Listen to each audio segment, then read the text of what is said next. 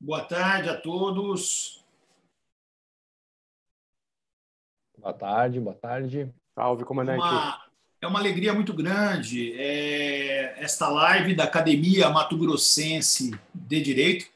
Gostaria de agradecer ao presidente da academia, Dr. Fábio Capilé, e agradecer a presença dos nossos diletos amigos Mauro Fonseca Andrade, Rodrigo Brandalize, Décio Alonso, que de forma muito gentil, de forma muito solícita, aceitaram o convite para que pudéssemos, nesse canal, debater os aspectos relevantes e importantes do denominado pacote anticrime, que trouxe alterações importantes, relevantes, no Código Penal, no Código de Processo Penal e na legislação penal extravagante.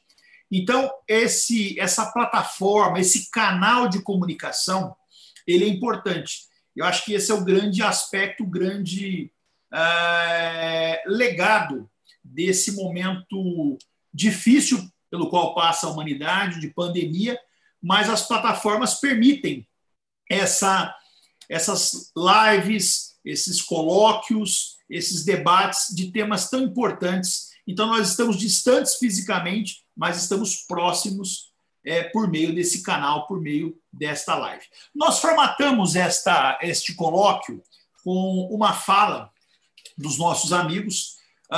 Primeiro, o Mauro Fonseca vai abordar juiz das garantias, a estrutura acusatória, se o juiz das garantias é um instrumento ou não de reafirmação do sistema acusatório, o artigo 3A, que tanta celeuma traz com a sua inserção no nosso Código de Processo Penal. O Mauro Fonseca Andrade é um professor prestigiadíssimo, é pós-doutor pela Universidade do Vale dos Sinos, é doutor em processo penal, em direito processual penal, pela Universidade de Barcelona, Espanha, cuja tese foi Sistemas Processuais Penais. Ele recebeu a nota máxima em louvor por conta da sua tese de doutoramento. Ele é professor titular da Faculdade de Direito, da Faculdade da Fundação Escola Superior do Ministério Público do Estado do Rio Grande do Sul, é professor adjunto da Universidade Federal do Rio Grande do Sul e é promotor de justiça do Ministério Público do Estado do Rio Grande do Sul, onde, inclusive, já atuou como diretor do CEAF, do Centro de Estudos e Aperfeiçoamento Funcional. Então, Mauro, eu gostaria que você falasse para nós um pouco desse modelo, dessa estrutura que foi trazida com o advento do denominado pacote anticrime. Um bom dia a você, uma boa tarde, e queremos ouvi-lo, Mauro.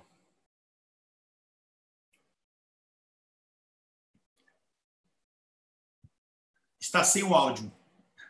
O áudio aqui já foi ajustado, né? Mas, Antônio, é um prazer estar contigo, né? A gente nunca está longe, a gente está sempre perto, seja de que forma for, né? Eu tenho muito orgulho de participar da especialização que eu integro, curso de especialização coordenado ou comandado por ti aí na Escola do Ministério Público do Mato Grosso. É um prazer maior ainda estar com a Academia Mato Grossense de Direito. E, bom, é a primeira vez que eu falo para uma academia para ver o que é, né? A inovação de hoje, né? O prazer que eu tenho hoje de conversar então com os amigos. E saudação também ao presidente da academia, né, que esteve conversando conosco faz pouquinho. Também minha saudação aos dois colegas que estão na outra ponta da linha aí, esperando para poder conversar com todos também, que é o Rodrigo Brandalize e o Décio Alonso. O Rodrigo é um parceiro de publicações, de estudos, e amigo mais do que nada. O Décio é um grande amigo que eu tenho no Rio de Janeiro também. Em breve nós vamos ter aí nossa oportunidade de fazer trabalhos juntos, trabalhos publicados, né? Porque trabalhos, de uma certa forma, estamos fazendo também, já ao menos no que diz respeito ao magistério.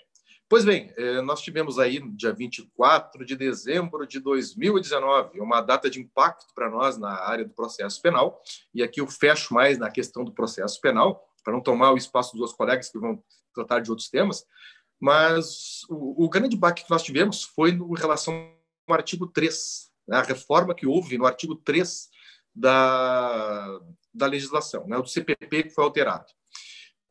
E começou ali a alteração, teve um impacto muito forte já no 3A, que os amigos, se puderem acompanhar enquanto a gente vai conversando aqui, ele diz mais ou menos o seguinte, né? Diz ali, o processo penal terá estrutura acusatória, né? Sendo vedado ao juiz a iniciativa na fase de investigação e a substituição do órgão de acusação na fase probatória. Da onde que surgiu isso? Primeiro ponto, né? Da onde que surgiu isso? Bom, essa proposição, não com a palavra de estrutura, mas com a palavra de natureza, com a palavra natureza, foi uma proposição minha que eu fiz lá em 2008, 2009, né? Assim que foi nomeada a comissão de juristas para redigir o projeto do CPP. E por que foi feito isso?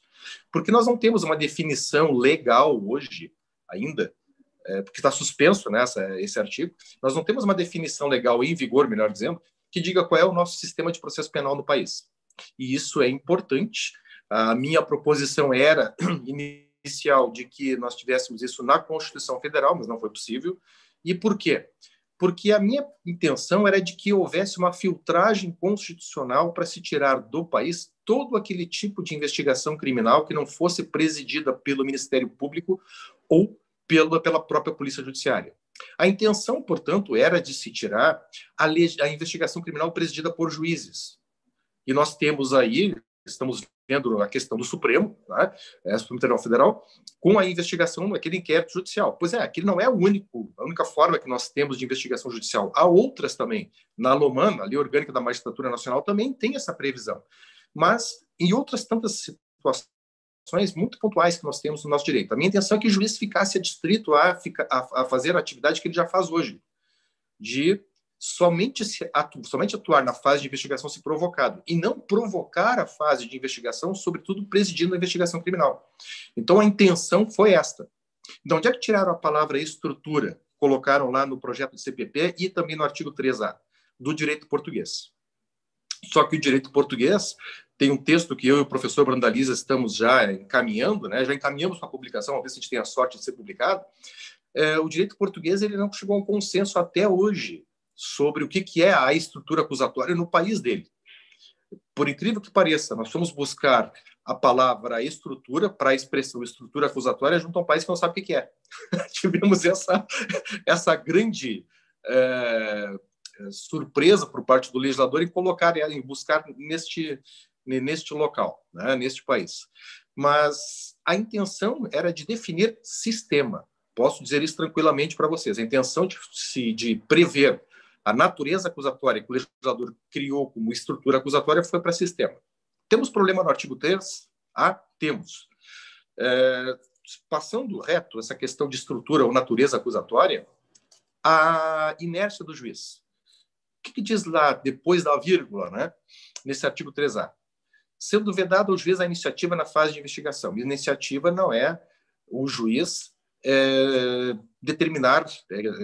dar decisões de ofício, né? Determinar medidas de ofício. Mas o próprio CPP, nessa reforma, acabou se contradizendo. Porque no que diz respeito à figura do juiz das garantias, esse juiz pode atuar de ofício para conceder certas medidas, desde que sejam em benefício do próprio investigado. E aí nós temos uma incongruência entre o que o 3A desenhou como sistema acusatório e perfil de juiz e o que veio depois. Isso vai ser alvo de crítica na doutrina, aliás, já é. Né? Tem um texto que o Antônio sabe, né, sobre juiz das garantias, um livro sobre juiz das garantias, que eu acabei atualizando ele agora há pouco por causa dessa reforma, e, bom, ali já está colocado que esse é um problema grave que nós temos, de incongruência sistêmica de acordo com aquilo que o próprio legislador estabeleceu. Mas o problema não é só isso. O problema é a parte final. Aquela é a pior. E aqui, toda vez que eu tenho oportunidade, me dão essa oportunidade, eu levanto a questão. Nós não temos uma ADIM no país para atacar a parte final do 3A. A parte final do 3A diz que o juiz não pode ter iniciativa na fase probatória, substituindo a atividade do órgão da acusação. O que esse palavrório tudo quer dizer, no final das contas? Simples. Que o juiz, se tiver que atuar de ofício ou perguntar na fase probatória, ele só pode perguntar em favor da defesa. É isso. Ele só pode suprir uma deficiência que a defesa tiver na fase probatória. Se não uma perícia, pode o juiz determinar de ofício. Se não requerer um documento, pode determinar a produção desse documento de ofício. Se falta uma testemunha, pode chamar essa testemunha de ofício, desde que seja em favor da defesa. Antônio, tu sabes quando que nós tivemos um juiz que só podia atuar em favor da defesa na fase probatória, tal como desenharam aí? Aonde que nós tivemos isso? Eu encontrei em 3 documentos. Quais? 3 documentos relativos ao sistema inquisitivo. Ou seja, mais uma proeza que o legislador fez em desenhar um sistema acusatório com um perfil de juiz defensivo, de um juiz inquisitivo, né, vinculado ao sistema inquisitivo. Ou seja, a CONAMP não ajuizou uma ação assim, a AMB não ajuizou uma ADIM para isso. A suspensão que há do 3A diz respeito ao que vem depois, que é a suspensão que houve em razão de várias ações diretas de inconstitucionalidade ligadas ao juiz das garantias. Mas o 3A não tem nada a ver com isso. O juiz das garantias é do 3B para baixo. E só que a liminar que suspendeu a figura do juiz das garantias abrangeu também o 3A, que não tem nada a ver com ele. Se chegar a cair a liminar que suspendeu o 3A e adiante, na reforma, nós vamos ter um juiz parcial.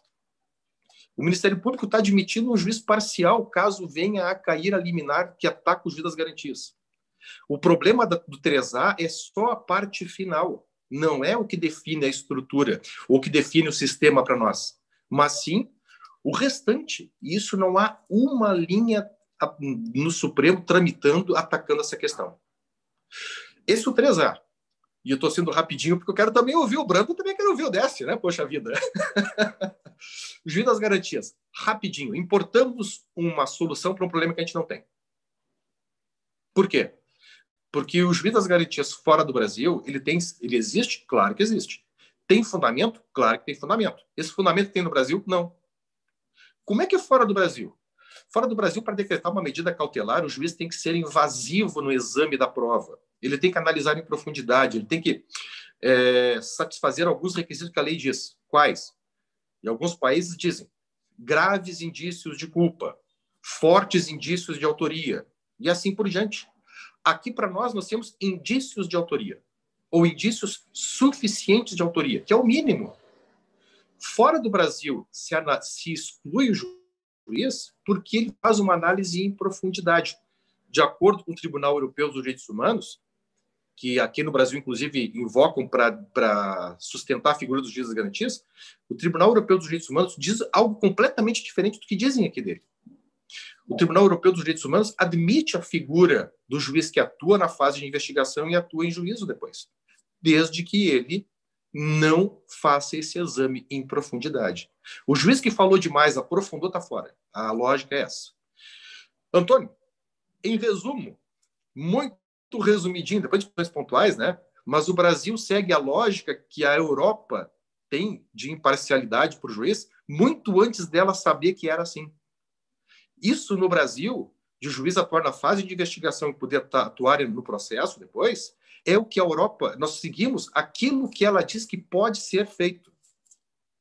Se o juiz não analisar em profundidade, nós fazemos isso, antes mesmo dela saber desse tipo de situação. Olha só, nós estamos importando uma solução para um problema que não temos. Sem basicamente, contar, né? É assim. Como? Sem contar, Mauro, que nós temos um país de dimensões continentais, um país com 26 unidades da federação, mais o Distrito Federal. Temos uma escassez de magistrados. Eu fico imaginando os rincões do Brasil, como é que nós resolveríamos e implementaríamos o juiz das garantias. Né?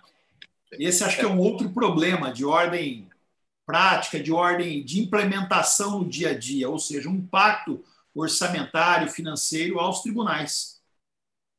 Eu tenho uma situação aqui de inversão lógica de competência, só para vocês terem ideia, né? Na minha função aqui, na minha atividade fim, eu trabalho perante a Justiça Militar Estadual. E no caso do Rio de Janeiro, que a gente não tem crime militar quase nenhum, né, nós só temos uma auditoria de justiça militar. Né? Então nós temos uma juíza né, no caso uma juíza, competente para o processo de julgamento de qualquer crime militar que aconteça no Estado. Né? Se implementada a ideia do juiz das garantias, ela se torna automaticamente impedida para julgar as causas da qual ela é juíza natural. Uhum. É surreal, né? É surreal. Juíza natural e única também, né? Sim. Não, mas eu vou até, assim, sabes que, pro Antônio, né, que eu não falo muito essa questão da estrutura do impacto, porque quando a gente fala isso, vem o pessoal que é favorável ao juiz das garantias, que defende o indefensável, porque eles usam os argumentos que são facilmente descartáveis, isso aí, né? E, sabe, não interessa falta de estrutura, se o juiz é parcial, tem que criar a estrutura. Tá bom, então, né? Eu nem vou na parte da estrutura, porque a questão de fundo que eles levantam, ela simplesmente não existe. Porque este modelo, o Brandalize, que estudou também em Portugal, tive oportunidade de estudar na Espanha, o Brando fez o mestrado e está fazendo agora o doutorado lá, né? Sabe como é que funciona. Aí uma exigência diferente da nossa. Né? Então, eu centro minhas baterias, digamos assim, naquelas questões de fundo. Quebra a imparcialidade mesmo ou não? Não, não quebra. Não tem isso. Né? Mas isso para todos que estão nos assistindo verem a força que se faz para trazer o juiz das garantias para cá. Deixou de ser uma questão técnica. Há outras intenções por trás disso que não a técnica processual, porque técnica processual em relação a isso não existe nenhuma em justificar o juiz das garantias para cá. Tá? Isso não é uma palavra minha. Agora, chama a atenção desses autores que defendem o juiz das garantias aqui no Brasil, que eles, em momento algum, eles apontam aquelas decisões do Tribunal Europeu que admitem o juiz atuar na fase de investigação e depois atuar em juízo. Não falam uma linha sobre isso. E isso, na minha forma de ver, é até um demérito para a pessoa deles, para a questão profissional deles, porque parece que estão escondendo algo. Né? Nós não temos esse medo de apresentar argumentos favoráveis ou contrários. Quando se faz ciência, análise faz uma afirmação, submete a teste e vê o resultado. O que nós temos hoje, como mínimo, entre outros tantos, né? Mas como mínimo, no que diz respeito à figura do juiz das garantias, nós temos ali uma situação tranquila. Há outras intenções por trás. Bom, aí as outras a gente deixa para a imaginação correr, né?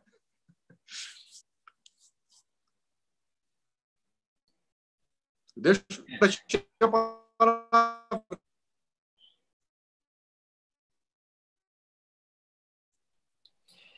E é interessante nesse cenário, Mauro, Não sei se caiu a transmissão em relação ao Antônio. Décio, tu está me ouvindo? Nós estamos ouvindo, mas estava falhando só o seu áudio aí. Agora você voltou. E é interessante nesse cenário que nós tivemos uma liminar concedida pelo então presidente do Supremo Tribunal Federal, ministro Dias Toffoli, que suspendeu o Instituto pelo prazo de 180 dias e depois o ministro Fux, na sequência, concedeu uma liminar em sede de ADI, suspendendo sine die a implementação do Instituto. Mas é importante isso, Mauro. Você que é um pesquisador, vai na raiz dos institutos. Se nós pegarmos o direito comparado, é exatamente o que você muito bem pontuou, com muita clareza. Se tenta trazer um instituto e incorporá-lo ao nosso ordenamento jurídico, quando, com a devida vênia, não há nada de técnica. Existem interesses outros nesse cenário. Eu só agregaria uma situação, como tu levantaste, o ministro Fux, é que o ministro Fux é técnico. Ele foi, né, o presidente da comissão que levou a cabo, né, o projeto de CPC. Como é que a gente vai tratar no processo civil a imparcialidade diferente do processo penal? No processo civil nós temos aí, né, um nome assim, um nome assado, mas enfim, né, antecipação de tutela, onde pressupõe análise do mérito. Quer dizer que no processo civil pode, no processo penal não pode.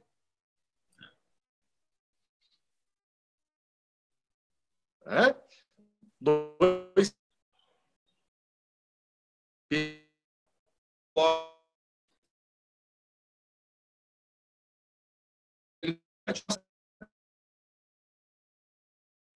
antes mesmo do ajuizamento da ação, não. Infelizmente, é isso que nós temos no país. Não, muito bom, Mauro. Muito bom. E te agradecemos muito e já na sequência, depois de ouvirmos o Rodrigo Décio, nós voltaremos para eventuais perguntas. Eu gostaria de passar agora para o nosso amigo Rodrigo da Silva Brandalize. O Rodrigo ele é doutorando em Direito pela Universidade de Lisboa, em Portugal. É mestre em Direito pela Universidade de Lisboa. É professor também da Fundação Escola Superior do Ministério Público do Estado do Rio Grande do Sul. Foi pesquisador convidado do Instituto Max Planck, na Alemanha. Integrante de comissões organizadoras pela CONAMP e pela Procuradoria-Geral de Justiça do Estado do Rio Grande do Sul, para estudos acerca do antigo PLS 156, hoje PL 8045, que seria o novo Código de Processo Penal. E o Rodrigo também é promotor de justiça no Estado do Rio Grande do Sul. Nós queríamos ouvir o Rodrigo sobre um tema que lhe é muito caro, um tema que, inclusive, ele estudou cientificamente, que é o ANPP, o Acordo de Não Persecução Penal, que cria uma das vertentes da justiça consensual. E nós queríamos ouvi-lo, Rodrigo. Te agradecer a gentileza também e queríamos ouvi-lo. Da sua presença, queríamos ouvi-lo. Bom, meu amigo Antônio Sérgio, inicialmente, então, eu quero fazer o agradecimento a ti pelo convite, pela oportunidade de estar aqui dialogando com o nosso público sobre o pacote anticrime, mais específico sobre o acordo de não persecução penal. Relembrando que, assim como o colega Mauro Fonseca Andrade, também faço parte, com muita honra, da especialização da Fundação Escola Superior do Ministério Público do Mato Grosso. Também é teu convite, ou seja, devo muito a ti, ao apoio acadêmico que tu me consegues. Gostaria de saudar também ao presidente da Associação Mato Grossense de Direito, Dr. Fábio Capilé, aos meus colegas e amigos Mauro Fonseca Andrade e Décio Alonso Gomes, parceiros da academia, parceiros de Ministério Público e pessoas com quem também tenho a grata satisfação de conviver dentro e fora do mundo acadêmico. Pena que agora, né, especialmente o colega lá, Décio Alonso, a pandemia nos proíbe de comer algum fruto do mar nas beiras da praia do Rio de Janeiro, mas não faltará tempo para tanto. Mas, enfim, é uma grande satisfação poder reencontrar todos vocês, ainda que seja no mundo virtual. Da mesma forma, a satisfação de poder falar com o nosso público sobre este tema. O pacote anticrime, de alguma forma, alterou a vida processual em vários pontos. E as mudanças não foram meramente pontuais, elas foram estruturais dentro da... Eu não vou chamar de sistema processual brasileiro, porque deixo para o professor Mauro Andrade, mas dentro de uma estrutura de processo que envolve o nosso processo penal. Dentre elas, houve um reforço, uma renovação de uma ideia consensual, que é a figura do acordo de não persecução. Então, o tema que me traz aqui, acordo de não persecução que já vinha regulamentado de alguma maneira pela Resolução 181 do Conselho Nacional do Ministério Público, depois alterada pela Resolução 183, que, aliás, tema esse que foi a primeira vez que me fez conhecer pessoalmente o colega Décio Alonso, que me levou lá para o Rio de Janeiro para falar sobre esse assunto lá no Instituto lá, que ele coordena junto ao Ministério Público do Carioca, mas que trouxe para dentro, então, com o pacote, esta previsão. Numa outra oportunidade que eu pude falar sobre isso numa live, o acordo de não persecução é uma transação reforçada e uma colaboração processual que foi um pouco enfraquecida. Ela é o meio do caminho entre os dois. Por que eu digo que ela é uma transação reforçada? Porque ela continua sendo uma possibilidade de consenso antes do oferecimento da denúncia, com exigências maiores. Nós temos agora, diferentemente da transação penal, em que a previsão era mais aberta, agora nós temos expressas possibilidades de quais sejam condições que devam constar no acordo, sempre com aquela margem de que outras condições podem ser propostas pelo Ministério Público, mas que estão aí descritas como a reparação do dano, a restituição da coisa que eventualmente tenha sido prejudicada à vítima, a renúncia voluntária a bens e direitos. Essa renúncia voluntária, guardadas as devidas proporções, se comunica com a ideia do confisco, que é uma aproximação com a sentença condenatória, a prestação de serviço à comunidade, o que também é previsto por lei como uma pena restritiva de direito, o pagamento de prestação pecuniária, que também é prevista como uma pena restritiva de direito, mas que é oferecida antes da denúncia. Potencializou uma ideia inicial de transação, mas sequer acusação nós temos. Por outro lado, e aí vem vamos dizer assim, uma diminuição da colaboração premiada. O que se quer, o que se torna um dos pressupostos básicos do acordo de não persecução? O fato de que a pessoa que vai celebrar o acordo precisa confessar a prática do crime. A lei usa até o termo confissão formal e circunstanciada, ou circunstancialmente confessado. Claro que existe uma certa discussão em relação a isso, vamos dizer assim, no âmbito ou na amplitude do que seja esta confissão. Né? Mas qual é a ideia? A pessoa tem que admitir isto, a pessoa tem que admitir o fato, a pessoa tem que admitir o seu envolvimento do crime. Aliás, no outro evento, no outro convite, junto à Associação Brasileira dos Criminalistas, que me chamaram para falar sobre a acordo de não persecução penal, eu coloquei a confissão, e acho que continua sendo, como principal ponto de equilíbrio e garantia do sistema de acordo de não persecução penal. Por quê? Porque na medida em que nós temos aquelas condições que eu mencionei há pouco, nós também temos as exigências objetivas. O crime não pode ter sido cometido mediante violência ou grave ameaça, mas tem que ter pena mínima inferior a 4 anos. Por que isso é um sistema de equilíbrio? Porque, ao confessar, ele, acordante, está se colocando, vamos dizer assim, à disposição da justiça e garantindo que aquilo que ele confessou serve como uma possibilidade de demonstrar um bom interesse, uma boa fé dele em participar dessa persecução. Porque, afinal de contas, crimes com pena mínima inferior a 4 anos, nós temos uma gama muito grande de delitos importantes. Por exemplo, cabe aí a organização criminosa, cabe aí a lavagem de dinheiro, os crimes contra a administração pública em geral. Agora o pacote anticrime aumentou para 12 anos a pena máxima da concussão, mas não mexeu na mínima. A mínima continua sendo de 2, ou seja, cabe acordo de não persecução penal aí. Não é só para aquelas hipóteses mais comuns, como de furto simples, furto qualificado, crimes de arma. Não, nós pegamos, arma que eu digo, Estatuto de Desarmamento, nós pegamos um volume muito grande e bastante impactante, especialmente na realidade na qual nós vivemos hoje. E aí, fazendo um reflexo, né? Nós temos o crime organizado como crime em si, mas o crime organizado, no mais das vezes, ele não existe sozinho, ele traz um outro tipo de criminalidade junto. Por que dissecou um pouco a noção da colaboração premiada?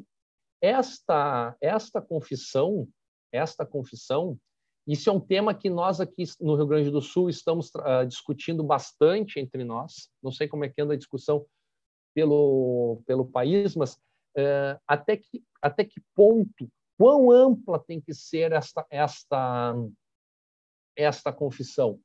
porque nós temos aí de cuidar que trata-se de acordo de não persecução contra aquele sujeito. Ou seja, eu tenho interesse de resolver a minha situação antes mesmo do oferecimento da denúncia.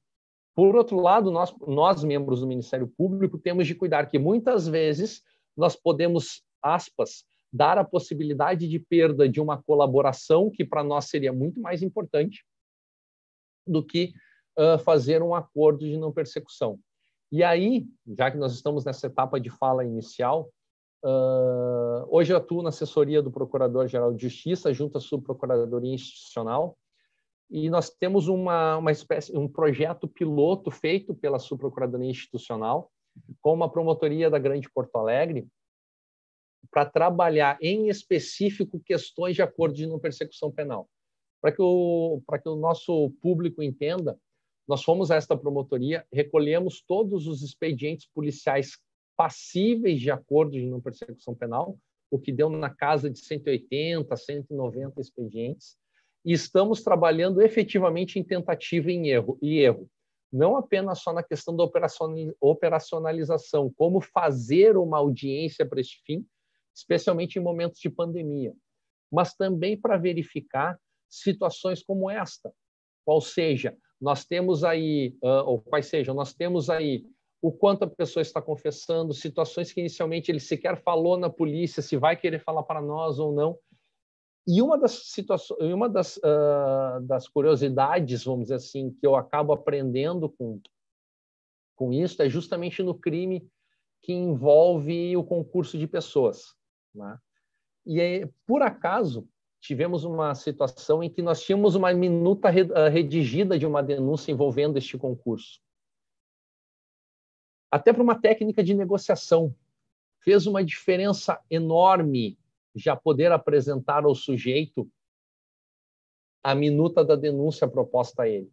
Por quê? Porque nos deu a possibilidade de ter uma visão maior ou mais ampla do que era a acusação contra aquela pessoa e até mesmo fazer, no curso da nossa conversa, a possibilidade de abrirmos mão de um acordo para tentarmos uma colaboração. No caso, o acordo foi celebrado, enfim, mas só este fato, redigir a denúncia, conversar com ele sobre uma denúncia já imaginada, não imaginada, mas já descrita, mudou completamente a noção da negociação. E isso é uma outra realidade que o acordo de não persecução penal vai trazer para dentro do Ministério Público no seu dia a dia, que é a capacidade de nós aprendermos a negociar. Por força da minha trajetória dentro do Ministério Público, já atuei basicamente em todas as atribuições nossas, e inclusive na questão dos TACs, os termos de ajustamento de conduta. O acordo de não persecução penal ele é um TAC, só tem o cunho penal, né? E de uma certa forma, já diziam os portugueses, né, os espanhóis, se faz caminho ao andar, ou seja, nós estamos aprendendo a modificar uma compreensão da nossa atuação penal do dia a dia a partir desses acordos. Mas aproveitando e fazendo o gancho com o que falou o colega Mauro Andrade, obviamente, o acordo de não persecução penal faz uma live de horas sozinho, há muitos livros e artigos já escritos sobre este assunto, mas só fazendo um gancho, o colega Mauro Andrade falou da questão do processo de estrutura acusatória, da não atuação de ofício em prol da acusação.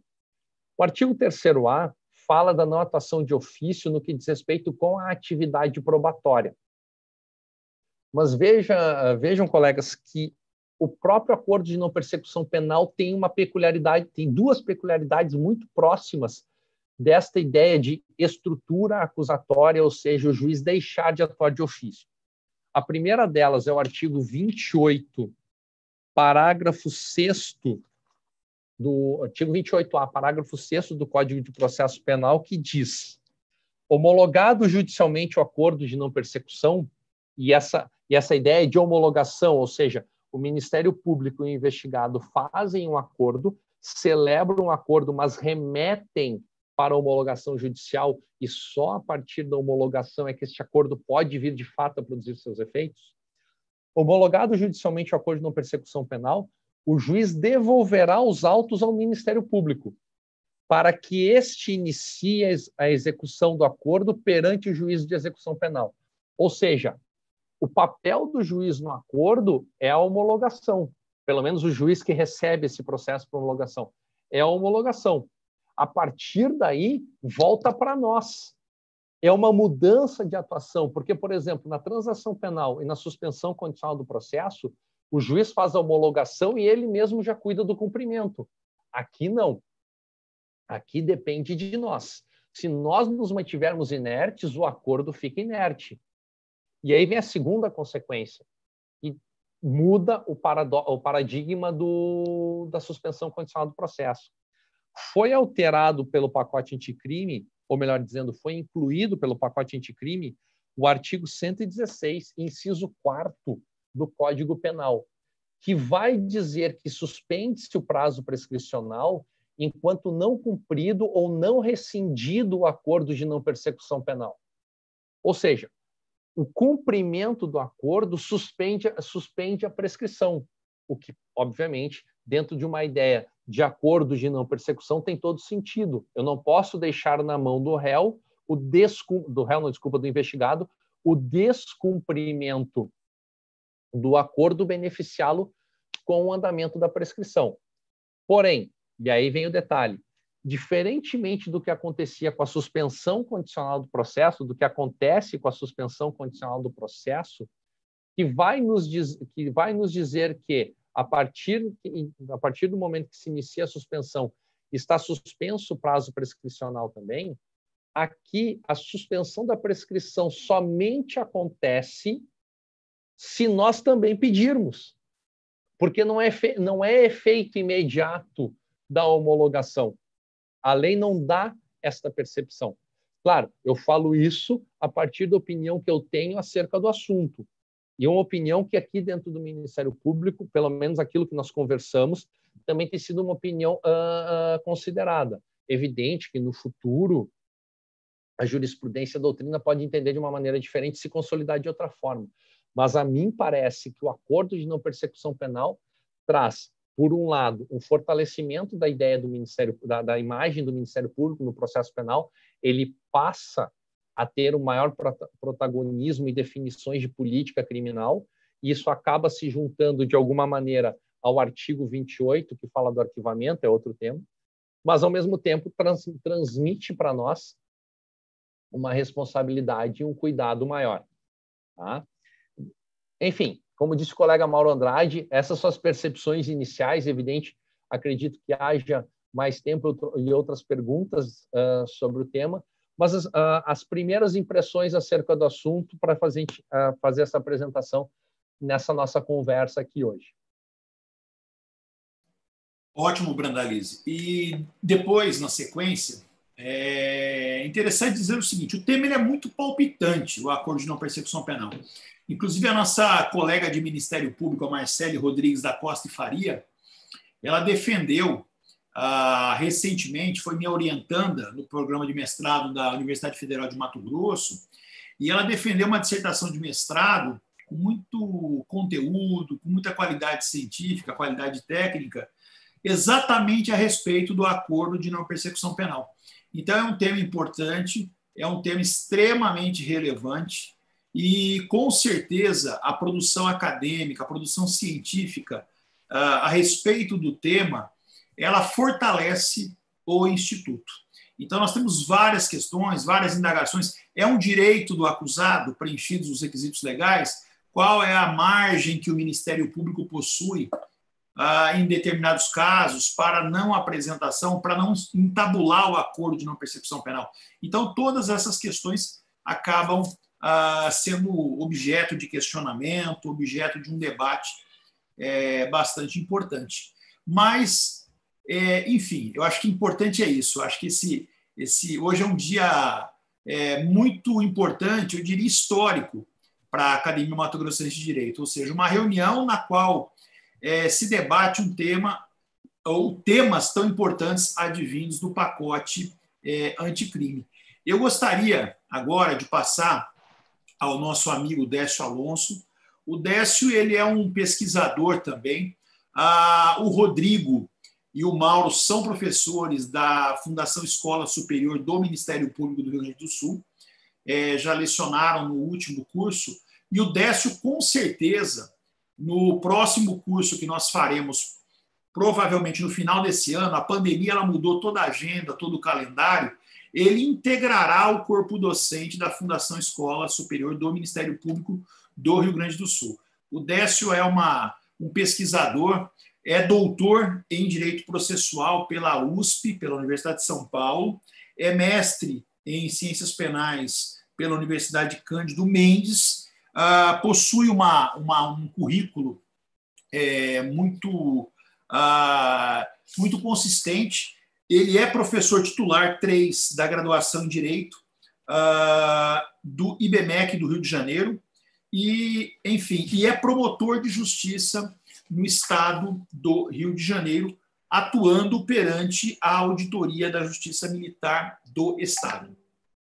Então, o Décio é um profissional que, além da academia, de ser um professor, um educador, ele tem uma atuação no Ministério Público extremamente destacada, assim como o Rodrigo e o Mauro.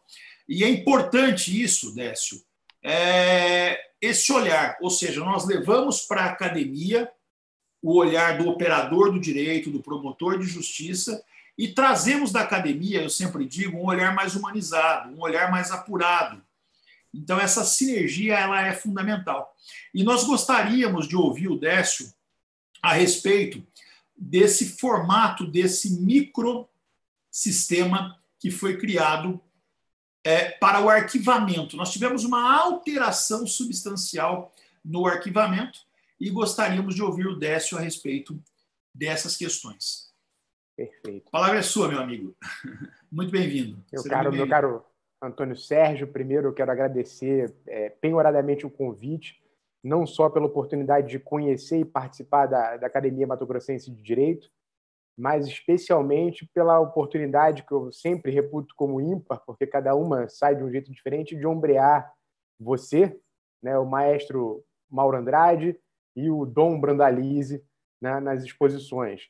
Né? A cada intervenção que eu assisto de vocês três, eu aprendo um tanto mais, até brincava com isso no nosso grupo aqui reservado de WhatsApp, né, que eu falaria no máximo 5 minutos, porque eu queria aprender com vocês e a brincadeira, no fundo, tem seu fundo de verdade, né? Porque aprendo muito cada vez que assisto, inclusive vou começar minha exposição citando o Rodrigo Brandalize. Né? É algo que eu aprendi com o Rodrigo, uma sacada que ele deu, eu incorporei ao meu repertório e realmente toda intervenção que eu faço, eu começo por ela, que é a seguinte, né?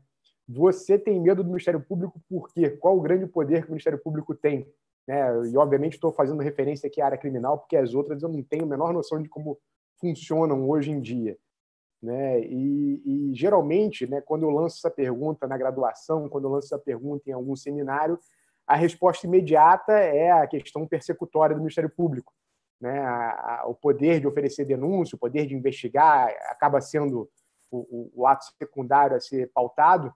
Né? E aprendi com o Brandalize, Antônio Sérgio, que, na verdade, não é nenhuma nem outra, né? Não é nem denunciar, nem investigar.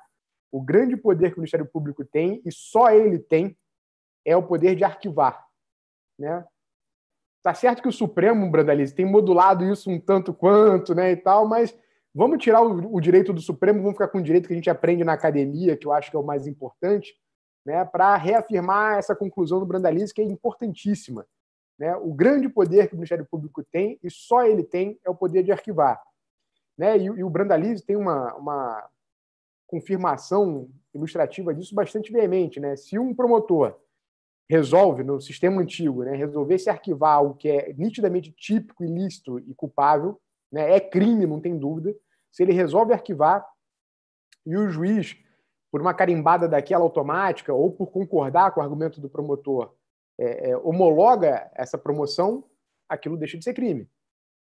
Na situação limite, também antes da reforma de 2019, né, se o Procurador-Geral de Justiça resolvesse simplesmente arquivar, e né, nos anais da história aí de Brasília nós temos um famoso arquivador-geral da República, né, se ele simplesmente resolvesse arquivar um crime, aquilo estaria arquivado.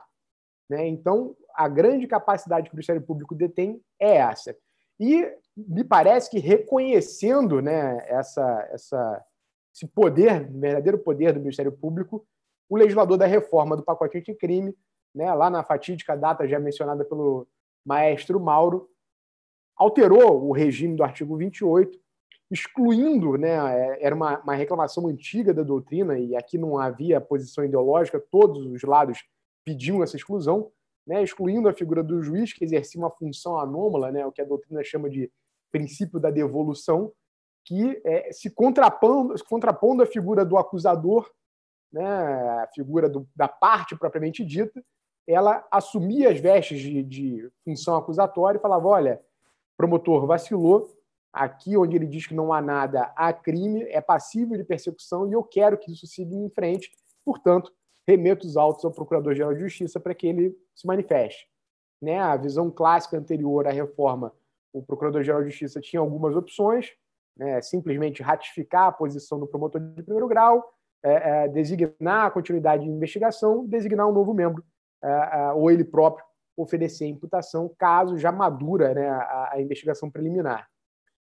Quis o legislador da reforma, então, finalzinho de 2019, que o juiz fosse sacado, a princípio, e isso é importante destacar, fosse sacado desse sistema de controle anômalo do princípio da obrigatoriedade, né, dentro de uma visão que o Mauro bem colocou de estrutura acusatória, né, e isso ficasse restrito, né, ao quintal do Ministério Público. Mas é uma restrição também duvidosa, né, porque não confiando, como de fato o legislador não costuma confiar no Ministério Público, ele fez uma pegadinha entre o caput e o parágrafo 1º, introduzindo uma espécie de fiscalização externa a ser exercida por um particular que é a vítima, né, ou, obviamente, seus sucessores, lá naquele caso do CAD, né, do cônjuge, ascendente, descendente ou irmão, nas situações de indisponibilidade da vítima real. E aí, né, criou-se um sistema dual em que, no caput, o promotor de justiça, promovendo o arquivamento, é obrigado a submeter uma espécie de remessa necessária interna, né, submeter um órgão de revisão do próprio Ministério Público, ou, no parágrafo 1º, habilita, né, capacita a vítima a fazer essa provocação no espaço de 30 dias. Eu, particularmente, não entendo esse sistema. Né? Para mim, ele é inconsistente por si só. Se o promotor, e se a decisão do promotor não tem eficácia plena, pelo menos enquanto não submetida à revisão, para mim não faz o menor sentido condicionar isso a uma intimação da vítima. Concordo, sou partidário e acho bacana que as vítimas tenham um destaque especial no processo penal, acho fundamental, acho importante, só que essa inserção no parágrafo 1º do artigo 28 me parece meio enviesada, me parece um pouco fora de prumo. Especialmente se a gente conjugar o que o legislador da reforma não faz, né, e é uma crítica que eu venho reiterando, se a gente conjugar com as normas de obrigação funcional, Antônio Sérgio.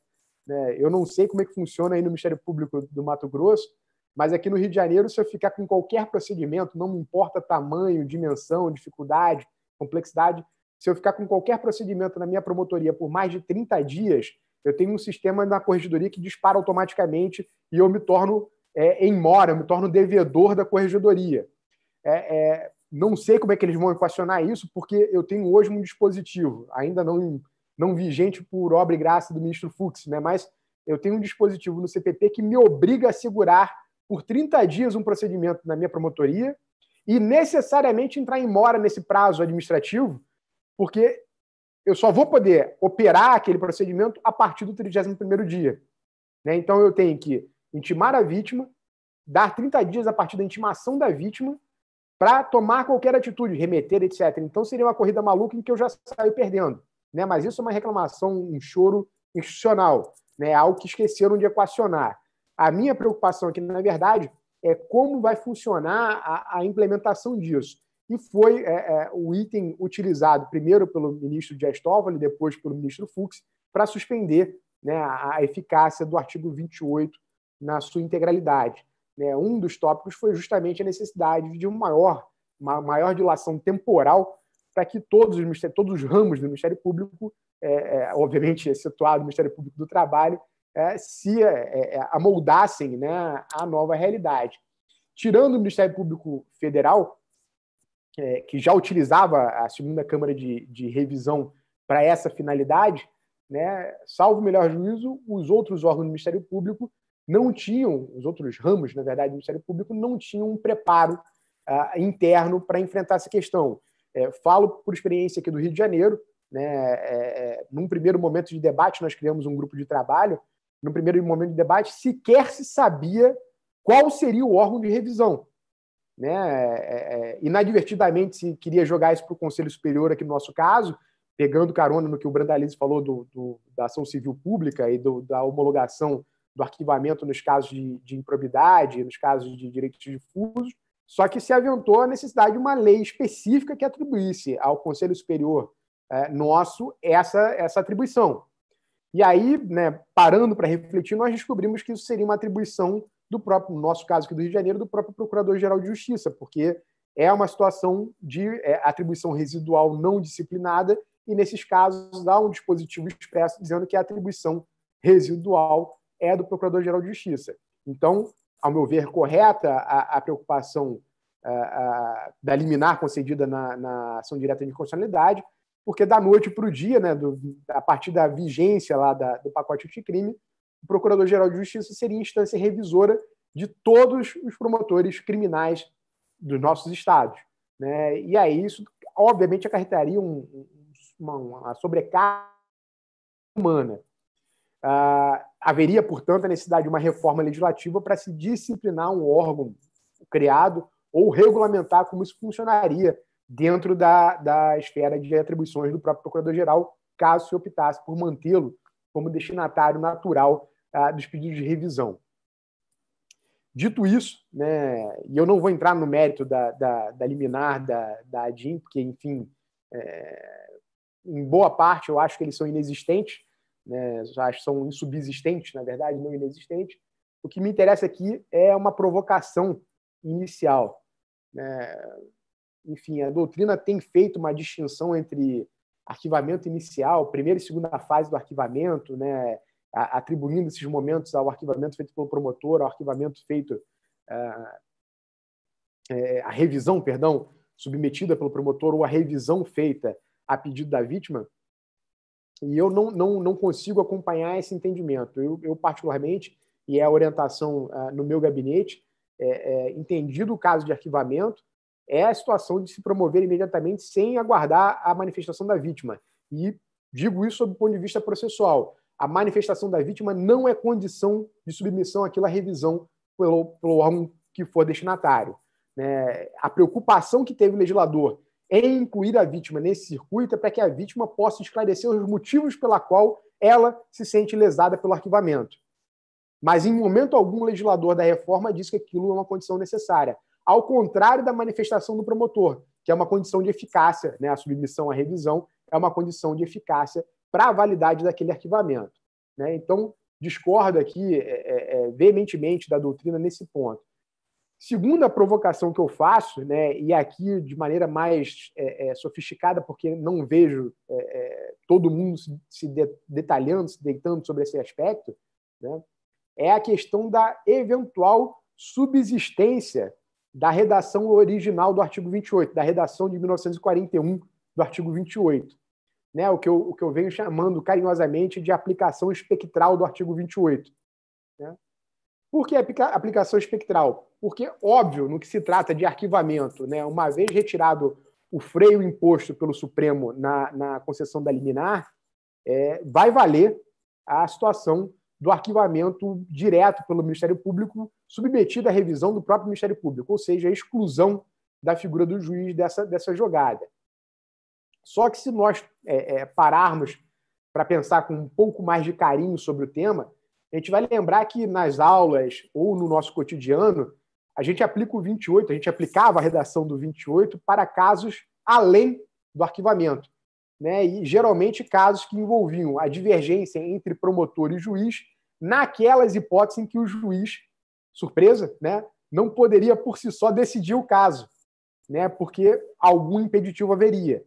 Geralmente casos ligados à questão da atuação supletiva na figura do acusador, né, a divergência, por exemplo, na questão da concessão, da suspensão condicional do processo, um item sumulado lá pelo Supremo. Né? Então, nessas situações, a doutrina vem se orientando pela aplicação da redação original, ou seja, revogada a liminar, né, cassada a liminar dada no Supremo, nós vamos ter a aplicação de uma norma que não existe mais, como paradigma de aplicação do princípio do controle da obrigatoriedade de forma ainda anômala pelo juiz. Me parece bizarro, mas o sistema nesse ponto é falho. O sistema não ofereceu uma forma de controle segura para isso. Ou se radicaliza, e, portanto, o juiz vai se tornar refém do promotor em determinados casos. Não há o que fazer, não há como discordar do promotor, o que não me parece ser da essência, pelo menos do sistema que a gente vem trabalhando até hoje, ou da estrutura para agradar o Mauro que a gente vem trabalhando até hoje, ou eu vou exigir a aplicação, né, ou vou permitir, pelo menos, a aplicação de uma norma que não existe mais.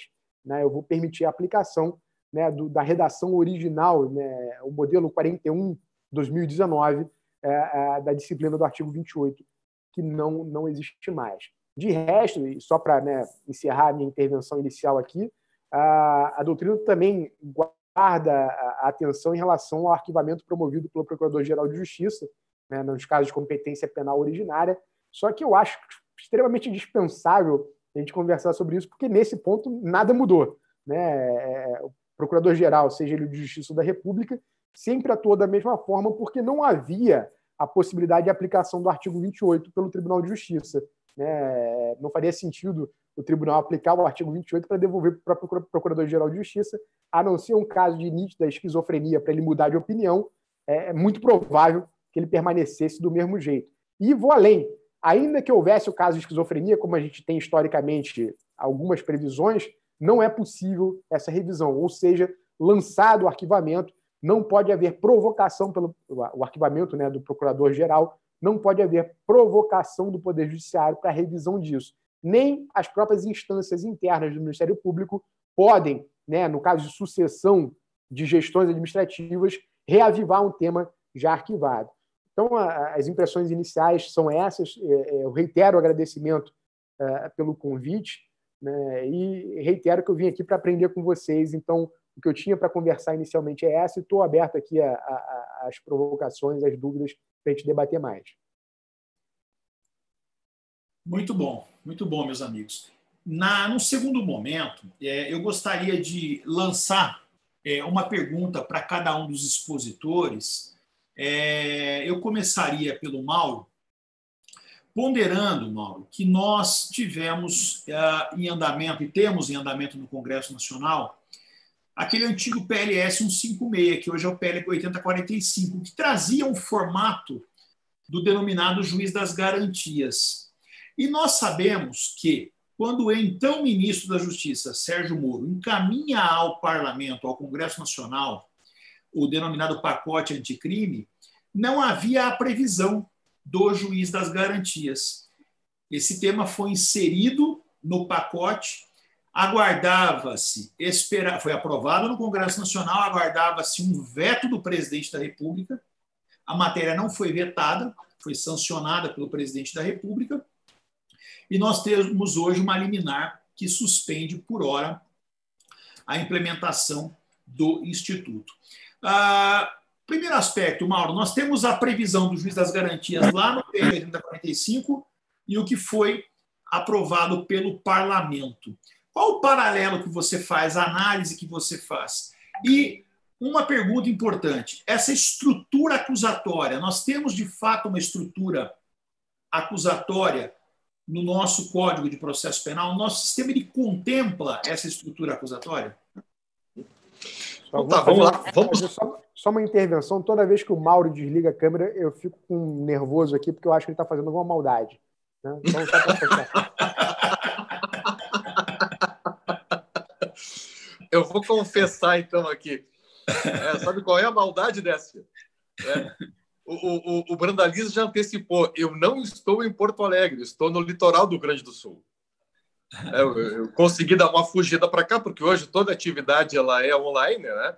Então, isso paga-se o preço, né? Então, aqui em cidade pequena, né, do litoral, muitas vezes passa aquele caminhão de som fazendo propaganda da loja tal, passa uma moto com a surdina aberta, então eu tenho que estar saindo e fechando o áudio, porque a lógica aqui é uma lógica de férias, não é uma lógica de cidade grande, né?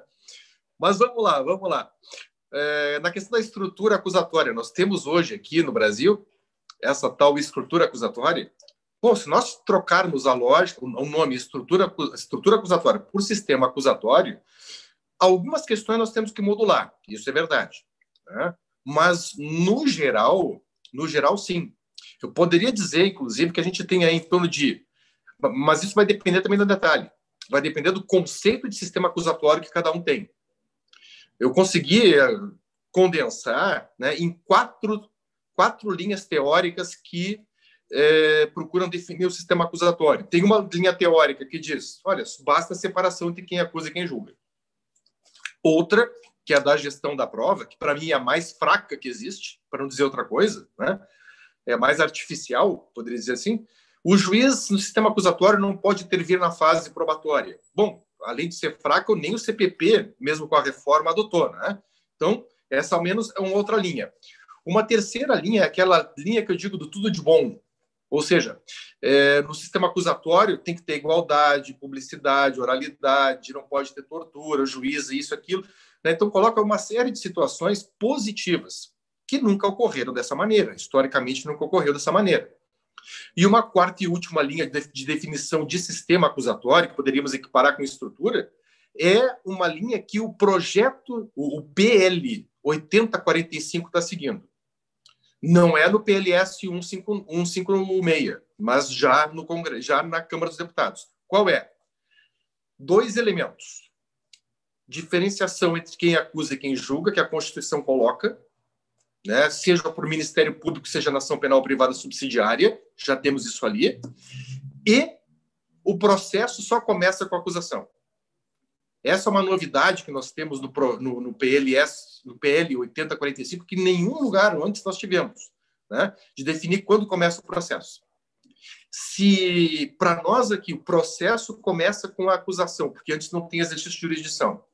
O processo começa com a acusação e temos um acusador diferente do juiz, nós temos aí o centro definitório de um sistema acusatório. Então, esta lógica nós temos. Mas nós temos que afastar aquelas investigações feitas por magistrados. Aquilo é que quebra a lógica de sistema. Por quê? Porque para ter sistema, nós temos que ter só um. Não pode ter 99,9% vinculado ao sistema acusatório e 0,1%, o 0,01%, vinculado a outro sistema que não acusatório, que é onde está essa investigação judicial. Por isso que a proposta minha foi de unificação, porque o conceito de sistema pressupõe unificação. Se nós excluirmos esta lógica das investigações judiciais, aí sim nós teríamos um sistema acusatório. O resto tudo é periférico, né? Que eu chamo de elemento fixo e elementos variáveis. Fixo, esses dois. Variáveis, todo o restante. Juiz das garantias pegaram a gente de surpresa com relação ao recebimento da acusação, né? O juiz das garantias dos projetos que tramitaram ou estão tramitando no Congresso, o PLS 156 e o PL 8045, sempre fizeram a previsão de que o juiz que atuar na fase de investigação não pode atuar na fase processual. Sempre assim. O que fez o legislador agora? O legislador deu um passo que não foi discutido em nenhum momento no Congresso. Ele trouxe a causa de impedimento, o motivo de impedimento do juiz das garantias, para o recebimento da acusação. E o que é pior, não para o primeiro recebimento, mas aquele recebimento confirmatório. Né? Ou seja, o juiz que vai atuar no processo é só da fase probatória em diante, até onde couber. Né? Só isso. Então, a dissonância que há entre a previsão do projeto de CPP e o que temos hoje no nosso CPP, apesar de suspenso, é que era só na fase de investigação, que é os projetos. Eram os projetos. E o que está no nosso CPP avançou para a fase do recebimento da acusação. Sem discussão nenhuma. Botaram goela abaixo isso de nós, né? Não. Excelente, Mauro. Eu vou passar para o Branda, e o presidente da academia está me dizendo aqui que nós temos mais 5 minutos. Então, se possível, Brando, em 2 minutos e meio, depois pudesse 2 minutos e meio, rapidamente. O ANPP, o Acordo de Não Persecução Penal, ele é um direito do acusado? Bom, eu vou tentar ser breve. Até anotei várias situações aqui para responder, não imaginava que o tempo fosse me pegar de surpresa. Particularmente, eu acho que não. Eu acho que não. Inclusive, já tem uma decisão do STF que diz que a colaboração premiada não é um direito público subjetivo do réu. Eu já sustentava sobre isso no meu livro sobre justiça penal negociada, no que diz com a transação e com a suspensão condicional do processo. Eu entendo que o Ministério Público tem o poder de oferecer e o dever de justificar o não oferecimento. Tá? Mas, sucintamente, tentando resumir, por que eu acho que não é um direito subjetivo do réu? Porque quem faz o controle disso, na linha do que disse o professor Décio, é o próprio Ministério Público. Diz o parágrafo 14 do artigo 28A. No caso de recusa por parte do Ministério Público em propor o acordo de não persecução, o investigado poderá requerer a remessa dos autos ao órgão superior, na forma do artigo 28. Se o promotor de justiça não concordar, não oferecer, melhor dizendo, o acordo de não persecução ou acabar não concordando com os seus termos, quem vai fazer a revisão da minha manifestação contrária é o meu próprio órgão de revisão. Hoje, procurador-geral, na linha da súmula 696 do STF, mas, voltando ao 28, o órgão de revisão interno nosso. Não passa pelo juiz. Por que eu acho que não tem direito público subjetivo aí? Se são duas partes negociando e uma delas é que dá a palavra final, como é que a outra parte tem o direito? O controle de quem está envolvido e não é de um terceiro imparcial e desinteressado. Então, sucintamente, até pelo que o tempo nos cobra, essa é a minha resposta. Não, não é. É um poder-dever do Ministério Público. Perfeito, Branda. Eu acho que realmente é isso. É algo que seria uma postura, uma política criminal que o Ministério Público Exato. Exercerá e exerce nesse contexto da persecução penal. Décio, meu amigo, esse modelo de arquivamento, de forma geral, ele representa um avanço ou não no nosso sistema? Antônio, a questão é a seguinte, atendendo às reclamações doutrinárias, né, e o que a gente esperava de capacidade e poder do Ministério Público, sim, é um avanço. Só que me parece, vendo a exposição do Mauro e do Brandalize, que é um negócio inconsistente. E aí eu explico por quê. O Mauro acabou de dar a nota pontual e importante do impedimento do juiz, que eu tenho um juiz só para instrução. Né? E antigamente eu tirava esse juiz, eu pretendia tirar esse juiz do recebimento da denúncia, aliás, da aplicação do 28 do processo, porque ele assumia as vestes acusatórias. Só que se ele intervier nessa situação no sistema novo, ele tem impedido automaticamente de atuar na instrução e, portanto, ele não vai dar pitaco se aquilo é crime ou não no futuro. Né? Então, não faz sentido. O sistema ele não se comunica como, para variar, as reformas pontuais conseguem fazer. Né? E endosso a palavra do Mauro. Né? Esse sistema que criaram uma jabuticaba, porque é exclusivo nosso aqui do Brasil. Né? Criaram uma invenção abrasileirada que não é passível de gestão normal. Né? A pessoa tem que ser um pouquinho biruta para poder entender isso aí. Né? Mas, basicamente, é isso. É um avanço, mas não é. Excelente, meus amigos. Olha, é uma discussão extremamente profícua, uma discussão excelente, em alto nível. Eu só tenho, em nome da Academia Mato Grossense de Direito, a agradecer ao Mauro, ao Rodrigo e ao Décio, como eu disse no início, diletos amigos, amigos de Ministério Público, amigos da academia e amigos da vida. E é importante isso. Sigamos em frente sempre, com os pés no chão, coração em Deus, os olhos no futuro e as mãos sempre no trabalho. Muito obrigado, meus amigos. Foi uma honra e uma alegria estar com vocês.